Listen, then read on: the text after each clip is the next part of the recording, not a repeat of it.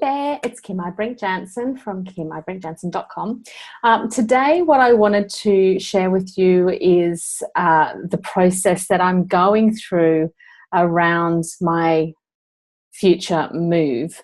So if anyone, this could really apply for anyone who wants or is expecting change in the future and they don't really know what decision to make, how to go about it, how to choose which path to take, how to deal with stress when there's change, and what to do around planning, like how you can deal with the change, how you can plan and have this change happen without any stress or anxiety or anything around it. The only way I know how to do this is because I did have the stress and anxiety. So that, to me, as I always say, any kind of emotion is an alarm bell to tell you that there's something not right. So I've used the processes that I know or that I teach that enables me to move through it, and I'm going to share it with you. So I'll give you my situation right now. I'm currently moving to an area, which you'll see in a minute as to where that is.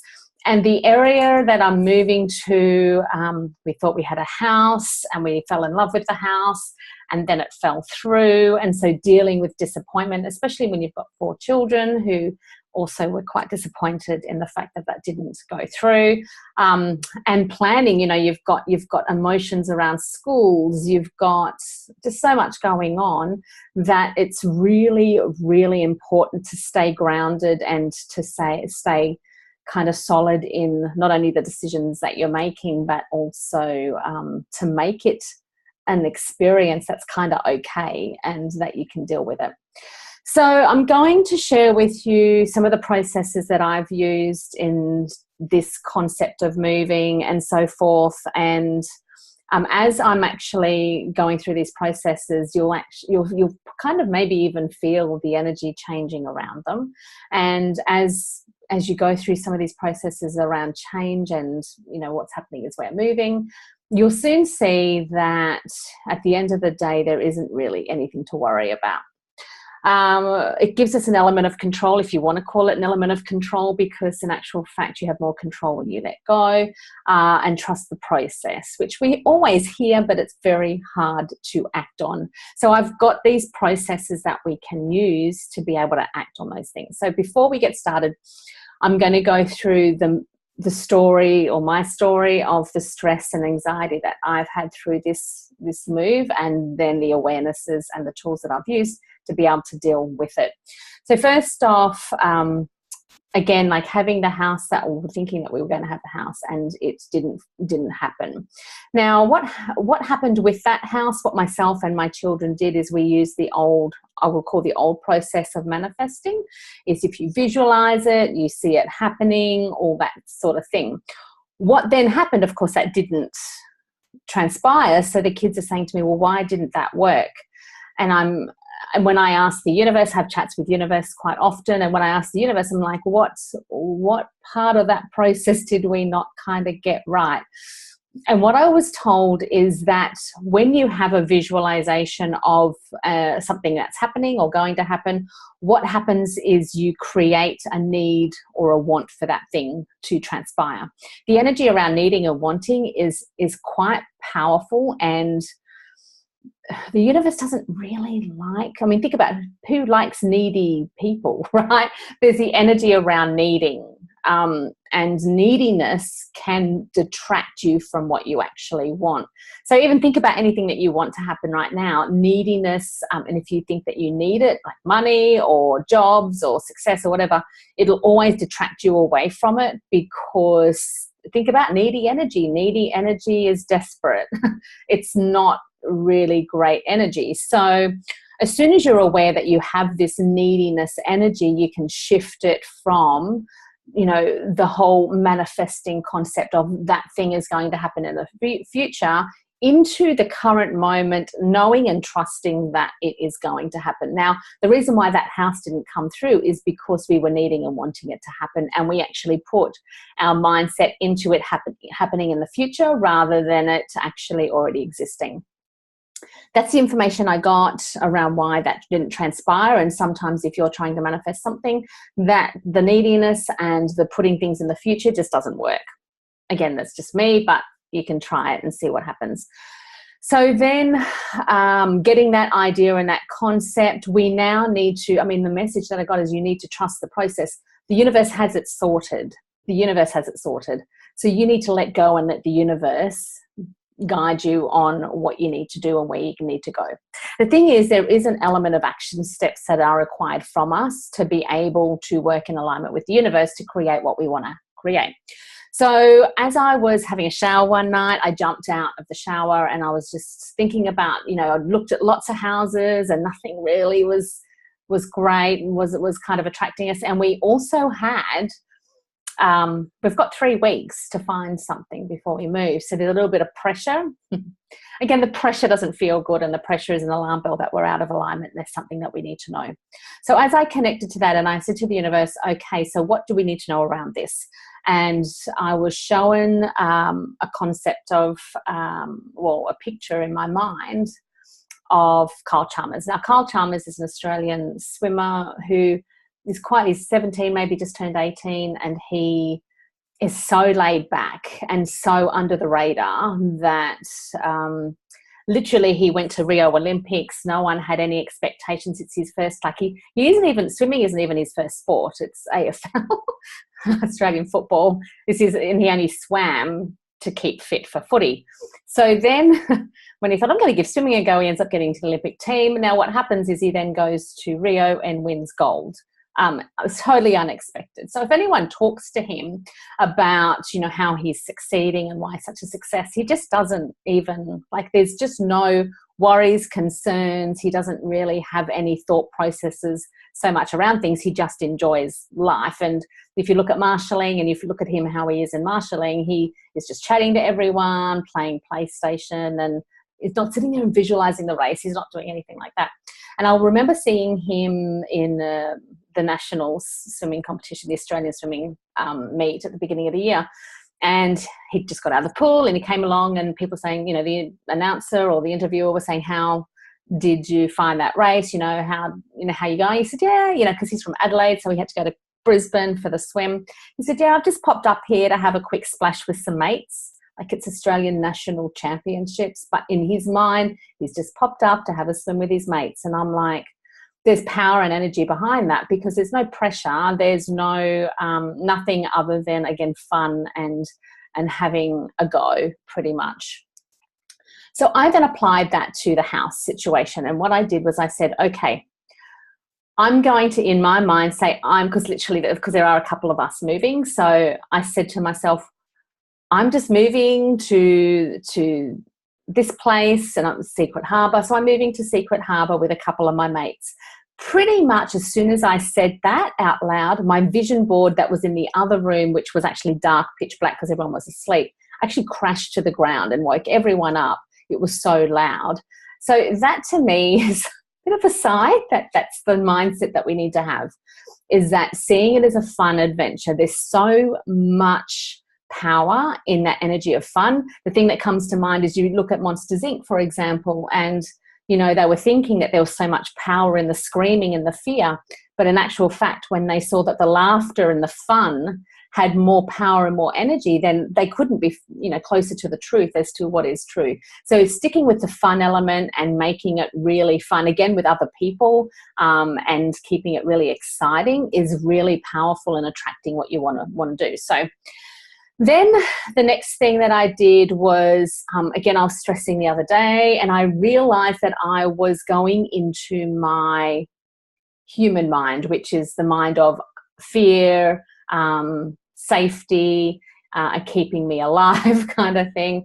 And it doesn't feel good when we go into that mind. I mean, it's our conscious mind. It's that, ego, that mind that says that, we're not safe. As soon as I noticed, because it didn't feel good, again, the alarm bell's going, something's not right, I then clicked into my thinking And I was thinking totally with my head and not with my soul. And my soul, when I went back into my soul and my heart, and I went down and I'm like, is everything okay? They're like, oh my God, it's so fine. What are you worried about? And so I realized then again, when I was stressing about moving, that I was actually using this rather than this. This has always got the answers. This just pretends it's got the answers, but it just is there to stress us out because it is based around a limited life. This knows that there is no limited life. We've got so much to play with. So when I connected to my heart and my soul, it was just like, oh, Kim, you got nothing to worry about. It's awesome and everything's fine. Connect with your soul. The soul always has the answers. This does not. It thinks it does, but it doesn't. So connecting to those things that are being brought up for you, and you can look into using emotion as an alarm bell rather than letting it like take over. As soon as you recognize it's an alarm bell, then you can go, okay, what is it here to show me? And it's so powerful when you look into it. You get the answer as soon as you ask, what do I need to know? The answer will come through just as a thought. You just need to know this. So try that. The next thing and the final thing that I'll share with you that I've just done recently is using my possibility and probability processes, which these possibility and probability processes is a very, very fun and easy exercise to use, but actually incredibly powerful. So what I'll do is I'll bring up and I'll share with you, I've kind of taken a photo of what I worked on, and I'm going to share with you what I have done. Okay, and I hope I can bring it up. There we go. So this is my possibility and probability process. So the question is, where will we live? So I've kind of just thrown around a few different things. So you can see where it says now, this is literally where we are now. The concept behind possibility and probability, especially when we're looking at future things, is that everything in the future is determined by what actions and thoughts are created in the now. So when people say to me, oh, can you tell me my future? I'm like, which path do you want to take? Because all of them are possible, except for that one. All of them are possible at this current moment. So what you're actually wanting to know is which one is the process or the possibility of least resistance, or what do you want to happen and what do I need to do in the now to create that future concept? So and the way whether we use this is, again, we use that connection to the universal energy, and we simply just get this probability process as a thought process that comes into our head. So we're basing the probability around a percentage, which is a number out of 100. What we then do is we say, okay, so what are the possibilities that can happen and where we're going to be moving? So you can see I've got 4. I've got one Secret Harbour, one that's Port Kennedy, because it kind of popped into my head to put it there, Medora Bay, which is another area, and Perth. So these are some of the areas that just popped into my head for me to play around with the possibility of each one. Now, funnily enough, all I need to do is I needed to say, to get this number, I just needed to say, okay, well, what is the current probability of us moving to Secret Harbour? And 48 just popped into my head. You don't have to think it, you receive it. So we're working with energy now, so you can't think these things, you have to receive these numbers. What is the possibility of us moving to Port Kennedy? 68 jumped into my head. As it just pops in as a number. What's the possibility of us moving to Medora Bay? 18% jumped in. And then possibility of going to Perth, 0%. Now, I've kind of ruled those out anyway. This one was never an option. So that was a surprise. And if I can just share with you that when you do this work, you can't make these, number one, you can't make these numbers change because they're just popping into your head, you can't actually change them. But you also can't make up this kind of stuff. If it pops into your head while you're doing this process, you need to put it in there and then see that that is actually more probable than this. Now, I actually want this to happen. And because we have free will here on the planet, maybe my path is to go on this one at the moment, but I kind of want to have an experience here because this is a nicer area and something that I want to play with. Now, this could still happen. I don't know. But what I want to do is I want to know how I can increase this from 48 closer to 100. So I'm just going to share what I did, if this will let me go out, and it's not. So I will go back to here and stop share. Okay. So what I did was this is my piece of paper. I just wanted to show it to you because it's back to front this way. So now I'm looking at Secret Harbour and I say, okay, so what do I need to do in this current moment? This is the question we ask. What do I need to do in this current moment to make that happen, or to increase the probability of that happening? The first thought that came up was put a post on the Facebook group. Okay. The next thought that came up is that the Facebook group in Secret Harbour. The next one was put an application in on a place that we'd seen, which is Duran Bar, I think it's called. And then the other one was to visualize and trust. Okay. So there were the three things, and I've just written that, so it's like another arm. So they're the three things that I need to do to increase the probability of that actually happening. So now what we do is we recheck the probability. And so we say, okay, so if we put the post on Facebook, if we put the application in on the house that we've seen, we haven't loved it, but we just put the application on it. And if we visualize and trust the process, what is the probability now that that will be moving to Secret Harbour? And it comes up in my mind as 98%, which means we've now gone further than the Port Kennedy, and we have definitely gone much further than what the first reality was. So if I can just explain that, if nothing changed and I did nothing, it would stay at 48% and we'd probably be going to Port Kennedy. If I do these things, the probability is going to jump up so high that it's going to make that happen. Now, let me tell you, I put the post on Facebook last night, and so many people from the area have helped me with other options, which is awesome. I haven't put the application on the house yet, but that's okay. Kind of my children aren't really excited about that one. But what happened is when I took that option away, it dropped it down to 88%. So if I didn't put the application on the house, we don't know what happens is that when you put an application on something, it's showing intent. So when you show intent, it doesn't mean that you're going to get that house, but it actually is showing to the universe that you're serious. So I hope that makes sense. So again, the visualizing and trusting isn't so much, again, what I used for the other house, which we lost, because that was a visualize and needing. This is a visualizing and trusting. And this is where sometimes you can just let it go and not even have a thought in your mind at all. Funnily enough, along with the story with my vision board, is my daughter said what that actually is saying is that we need to put a picture of a house on the vision board. And funnily enough, I didn't really know what photo to put on there, but while I was on the beach the other day, I got the thought, this address. It gave me an address as a thought that came through. And I'm like, okay, let me just Google what that house looks like.